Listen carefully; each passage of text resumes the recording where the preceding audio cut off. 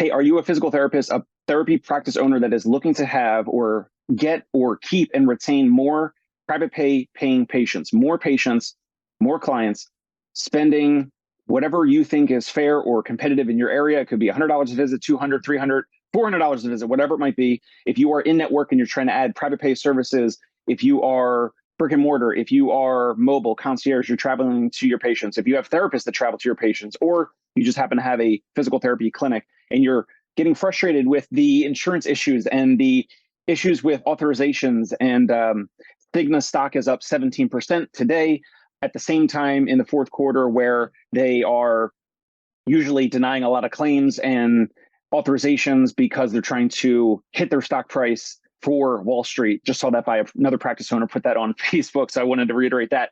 So there's all these demands and forces in the physical therapy world. We know that some folks really do need insurance and they cannot pay out of pocket. I understand that. My offering, and maybe even your offering, my offering is not for everyone. I'm making this episode quick.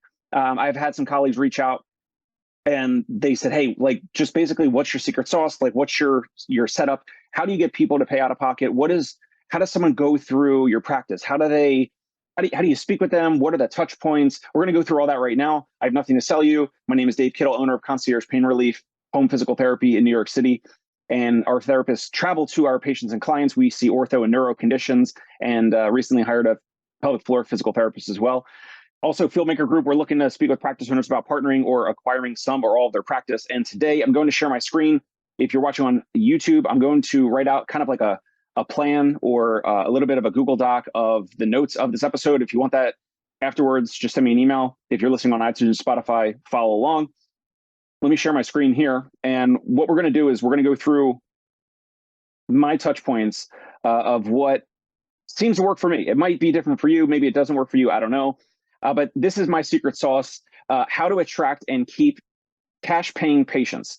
Let's get right into it. For me, it starts with online advertising. You might think, oh, it starts with, the treatment and the evaluation and a patient actually coming to your brick and mortar office, or you're meeting a patient or a client for the first time. That's a little bit down the road for us. We start at this point of always be advertising. So always be advertising for us. Always be advertising. For me, it's Google ads, but Facebook ads work for a lot of practices, a lot of therapists out there. So for me, you're going to get bad leads. You're going to get okay or good leads. Leads are prospective patients, and then you're going to get great or ideal leads or ideal prospective patients. You have to pay for all that. That is the nature of advertising. It's just your winners, the folks that love what you do and they want to spend $200 or $300 a visit for weeks or months or in some cases years. These great leads, these great prospective patients and cases and plans of care, they pay for the good and the bad leads. The bad leads are going to be like, we get bad leads where someone calls in, they click on our Google ad and they're like, yeah, I was looking for, Dr. Tommy at Fox Rehab. And obviously they were looking to call Fox Rehab and they were not looking to call Concierge Pain Relief. And, we don't have a Dr. Tommy. So, we know that they're looking to call somewhere else. And that happens. That's just part of online advertising. People click on something, they think it's one thing, and maybe that goes back into your messaging. But you're going to get, bad leads. You're going to get, good leads where they're looking for physical therapy, but they are really just, insurance focused. Maybe they don't have the resources, the budget. They have a lot of other expenditures, their rent, their living expenses, whatever it might be. They either don't have the money, or they don't want to spend the money, or that they don't believe in your product and service well enough, or they don't believe in themselves to actually have the follow through or the follow up to actually go through your option, your plan of care, your treatment style, your practice to get the outcome that they want. So always be advertising is where I kind of start this whole thing of like, again, I had colleagues and buddies that reach out. They're like, Dave, what's your secret sauce? Like, maybe you should make an episode called Your Secret Sauce. So here we go. This is it. How to attract and keep and retain cash paying or private paying patients. Okay. Next component is the phone. The phone is huge, at least for me. The phone calls must always be answered. For me, it's 24/7. I use an answering service. There's other, folks out there that provide stuff like this. But for me, it's an answering service. I'll write this in here, answering service. Now, I'm not going to say which one I use because I'm not like too. I've gone through several, and it's really just to like. So when the phone gets answered, at least in New York City, maybe it's different wherever you're at, but when the phone call gets answered, it provides an initial point of, okay, this practice is actually open. They're seeing patients. They're not eager, but they're looking to help patients, and they're potentially ready to do business. Versus, I used to use a Google Voice number when I started my practice, and new patients, new leads would call. They would not really leave voicemails. Obviously, that shows that they were not necessarily hot or warm leads. They were just, probably cold leads or lukewarm at best. And if they didn't leave a voicemail, and then I was treating a patient or I was doing something else, and then I called them back, there was a lower likelihood that they would actually answer the phone call, even if I called 1, 2, 3, whatever times, or left a voicemail or text or whatever.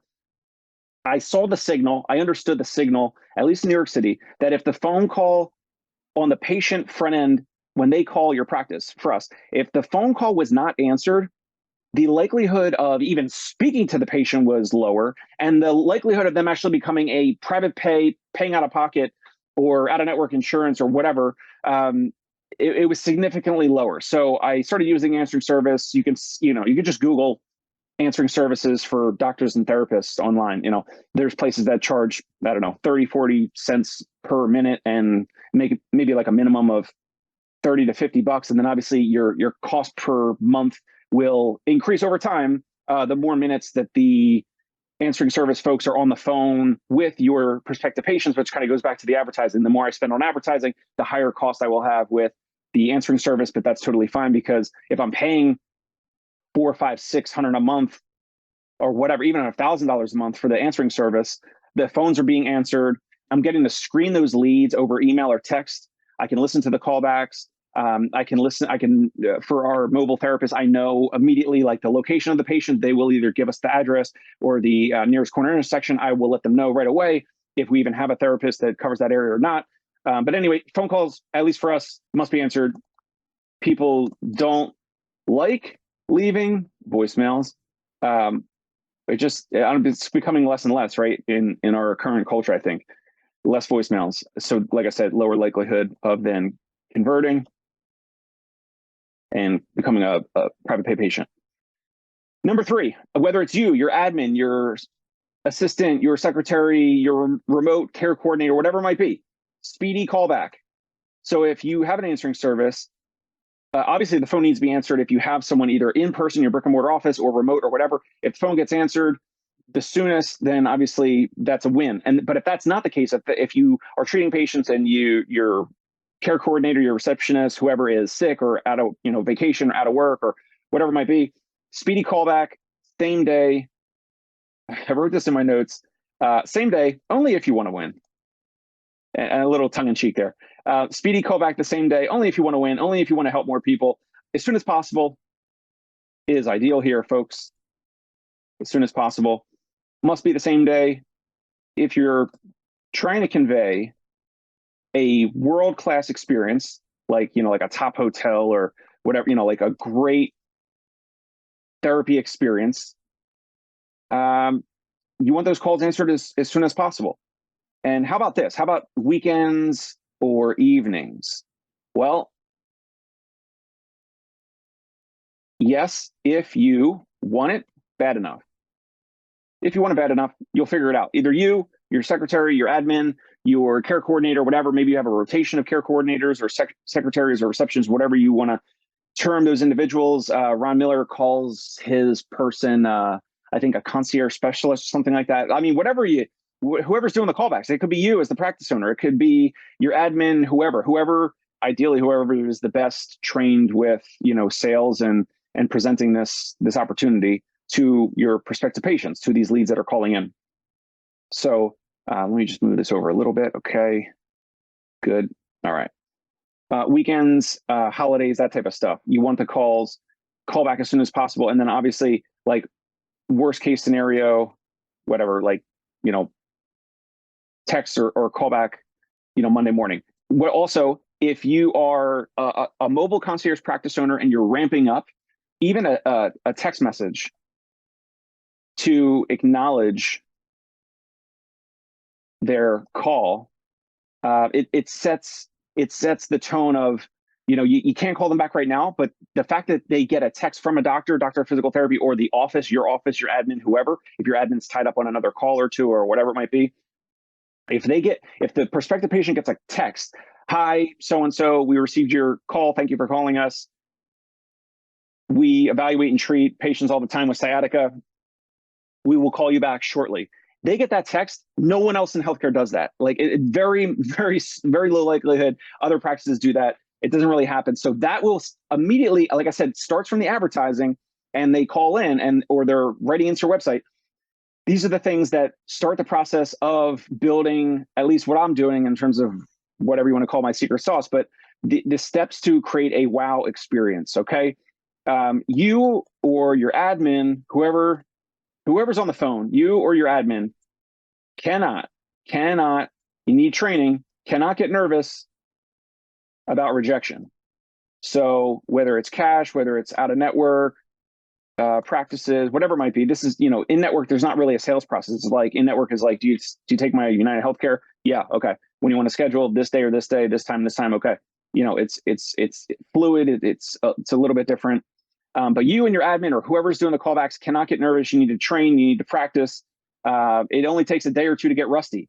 It only takes a day or two to get rusty on presenting physical therapy or PT or OT or SLP, whatever it might be, for $200 or $300 a visit, when the caller oftentimes is clicking on a Facebook ad, a Google ad, they find you online, even word of mouth, whatever, and they're like oftentimes thinking about insurance and, do you take my insurance or whatever? And you say, no, we don't take that insurance, or we used to take that insurance, we no longer do. Here's why we don't take it. And basically the cost out of pocket, or the cost to work with us, would be whatever, $250 a visit, or $250 for the evaluation. And then we kind of build a plan of care, and then we will go from there. You cannot get nervous. Callers, this is my experience, callers will offend you. They will, or they might blow you off. It's possible, it happens. They may even, I'm just laughing about previous calls, they may even disrespect you. They may disrespect your skills, your value, your degree, your training, your whatever it might be, your certifications, your experience, all of that, experience and all that, everything. Whether on purpose, or, whether intentionally or unintentionally. Prospective patients, if they call in and then you don't take their insurance, and you're saying, yeah, we charge $250, and they're like, well, my insurance says, my copay is $40. Okay, well, like, that's an in-network office, and here's why we're different. Here's what to expect if you go there. Here's what you can expect if you were to try us. And you cannot take it personal. You cannot take it personal, and you just move on to the next call, and just say next, because there always should be a next, because you're advertising, or at least we are, all the time. Google ads, Facebook ads, whatever, or you have the next word of mouth referral and all that. So you move on. Okay, number 5. So number one was always be advertising. Number 2, phone calls must be answered 24/7 using an answering service on the times that you don't have an admin or a secretary or assistant or whoever answering your phones. I suggest, even if you close at 5 or 6 or 7 or 8 p.m., like, why not have an answering service for calls that come in at 9 or 10 p.m.? I mean, we get calls at 9 or 10 p.m. and sometimes it's someone like in severe sciatica, whatever, and they're looking for a visit the next day, and they'll pay $300, $400, whatever dollars out of pocket if they can have a DPT come to them the next day to alleviate some of this sciatica. And, that's part of the special sauce, which is it's a different approach. Why not have an answering service for weekends? Even if you're closing on weekends, why not have an answering service that literally takes a couple dollars a month, tens of dollars a month, worst case scenario, hundreds of dollars per month? It's a write-off. It's a deduction. Who cares? Why not use an answering service? I don't have an affiliate link or referral link to share with you. If you want to learn more about mine, the one I use, you can email me or whatever. You can contact me or comment below. Number 3, speedy callback same day, only if you want to win. Speedy callbacks show that you are on top of it. Your practice, you're on top of your experience, your whole value proposition. When someone gets a speedy callback the same day, they will be surprised. They will be like, wow, this is different. And if this is how they conduct their intro calls or their prospective patient calls, it helps with pre-buy-in that your treatment will actually be worth $200 or $300 out of pocket per visit, potentially, assuming you have great therapists and all that, which I think is just table stakes. You got to be able to get people out of pain and treat the common things: back pain, neck pain, knee pain, shoulder pain, neuro conditions, balance, gait, whatever is your niche, whatever. I think all the treatment stuff is just table stakes. Like you need to have that that should just be table stakes. And all this is where you can really refine the front end of it. Number 4, your admin cannot get nervous about rejection. You will get people who are like, scoff at you and they're like, what, you charge how much? That's too expensive. That's offensive. That is ridiculous. Who would pay that? I've heard everything, even in New York City, where, the cost of living is higher and the wages and salaries are higher and all that. There's people that are, millionaires and they still don't want to pay $200 or $300 per visit out of pocket. All right, well, we're not for you. So wish you the best of luck. And, here's some places you can try nearby that maybe would be a better fit or whatever. So that was number 4. Cannot get nervous about rejection. Whoever's doing the callbacks, whether it's you, admin, secretary, whatever. Number 5, follow up with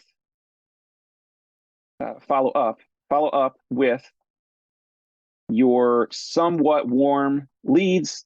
So that would be any of prospective patients that showed a little bit of interest. They're like, oh, I want to think about it. Or, maybe we're going to, I'm calling around other places and we're looking to maybe start therapy in the next week or 2, or let me see what else is out there or whatever. So they're like kind of interested, but they didn't say no. They didn't say hell no. They didn't say that's ridiculous, I would never pay that out of pocket.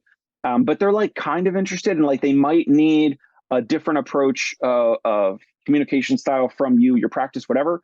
And following up and touching base with them could potentially help. So again, we're talking about genuine interest. We're talking about you not being desperate, your practice, your admin, whatever, not calling up like, are you looking to, can we get you scheduled? I know you said you wanted to think about it, but can we get you scheduled tomorrow or the next day? We got, an opening here, we got an opening there. No, you can't be desperate. Don't even worry about trying to pitch them. It's really like trying to figure out where are they in the decision-making process. All right. And you could literally ask them that, but there's really great stuff from Chris Voss. You should read the book, Never Split the Difference by Chris Voss, FBI Hostage Negotiator, one of the best books I've ever read in my life, kind of changed my life, that one, and Pitch Anything, which is more of like a investment raising money book, but it's about, status and how to communicate in different words and questions and different styles of questions. You want to figure out with these patients, where are they in the decision-making process? Where are they?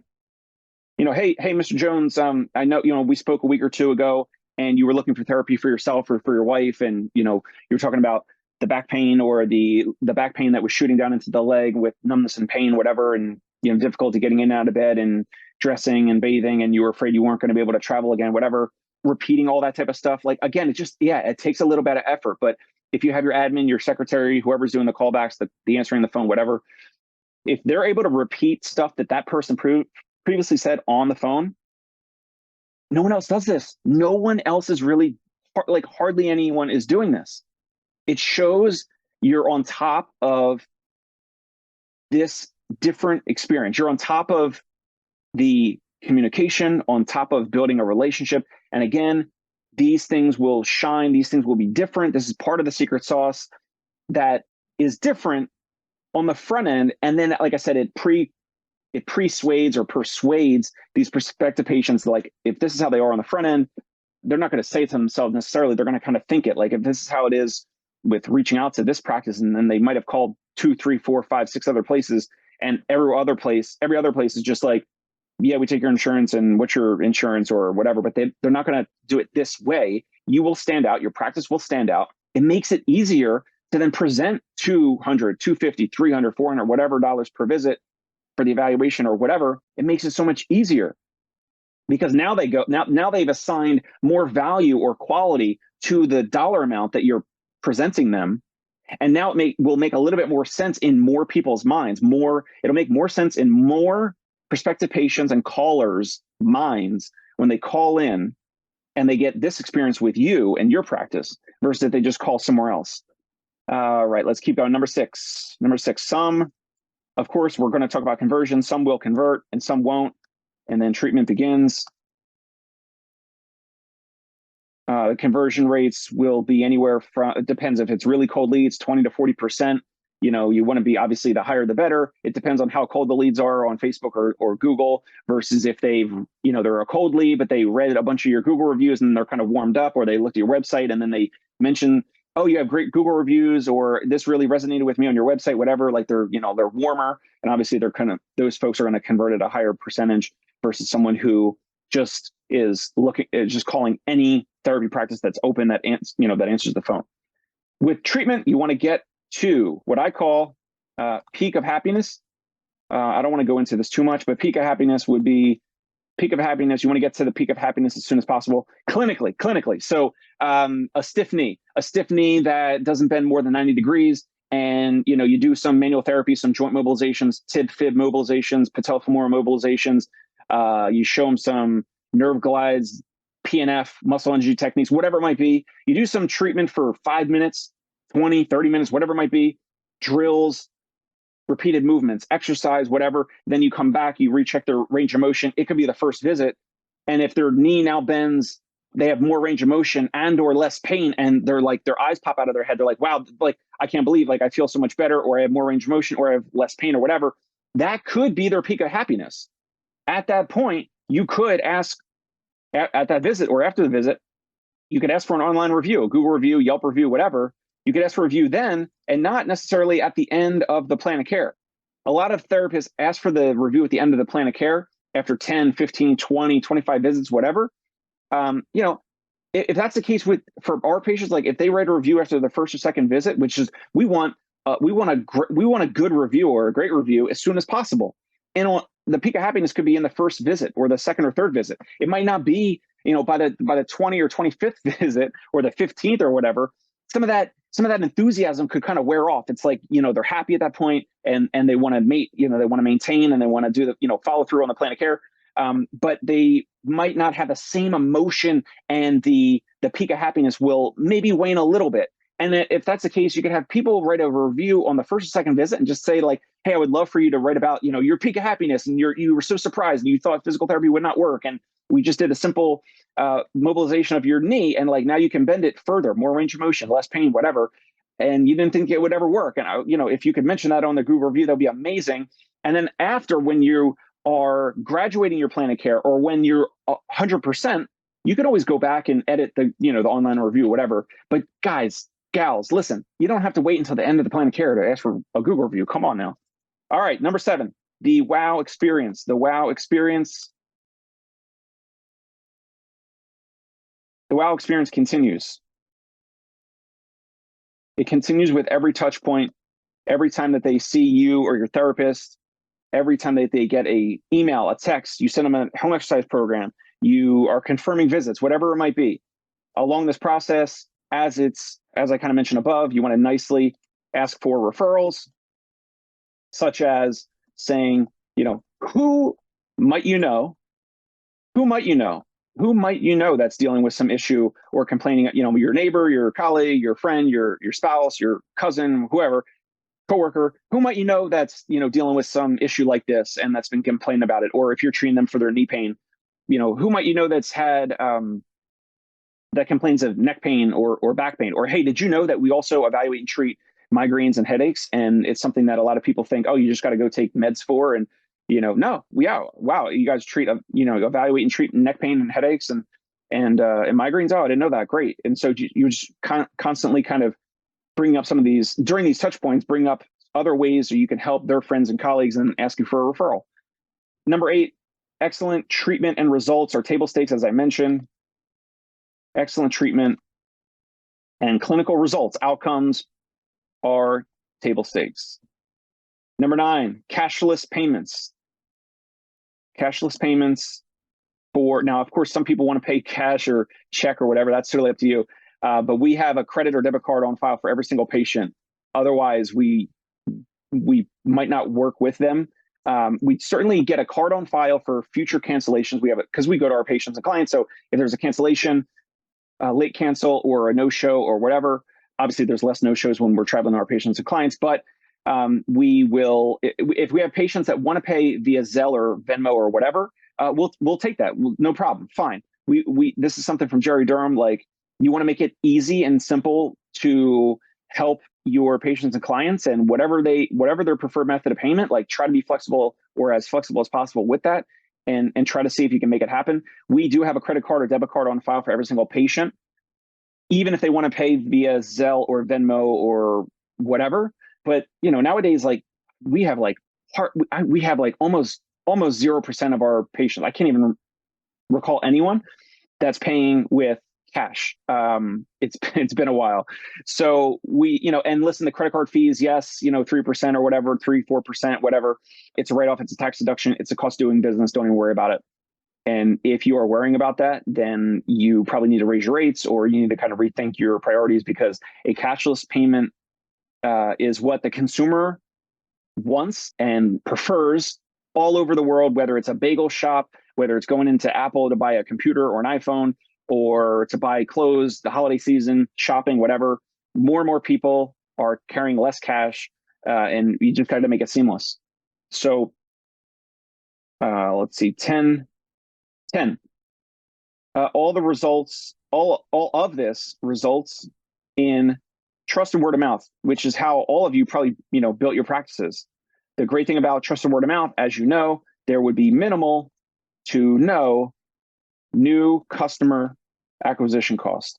So meaning every trusted word of mouth referral, then I save, like, I don't have to, we're still going to be advertising, like, number one, at least for us, but the word of mouth referrals are, they're just like, the cherry on the top, the cream on the top. It's not always predictable or measurable or whatever, but there's no customer acquisition cost, because you just got a referral, a new patient coming into your world, writing in your website or calling your practice, and you didn't have to pay for that lead. You didn't have to pay for that prospective patient. That all comes from the results, which is what you've all done to build your practice. And 11, this leads to growth. This leads to growth. This is how we grow.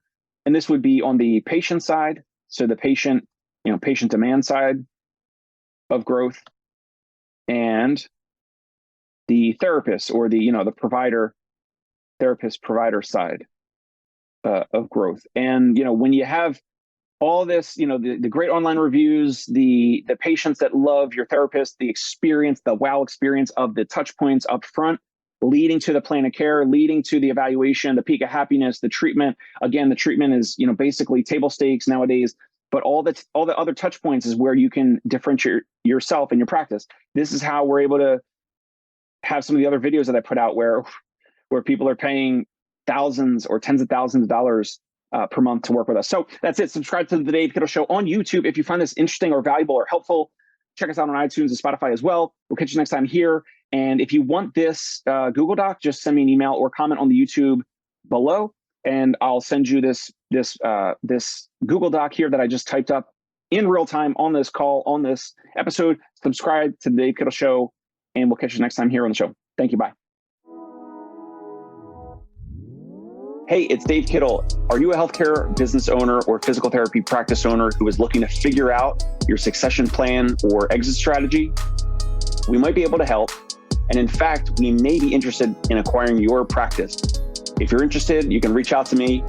Shoot me an email at dave@conciergepainrelief.com. That's DAVE at CONCIERGE painrelief.com. Or you can call me at any time, 646-781-8884.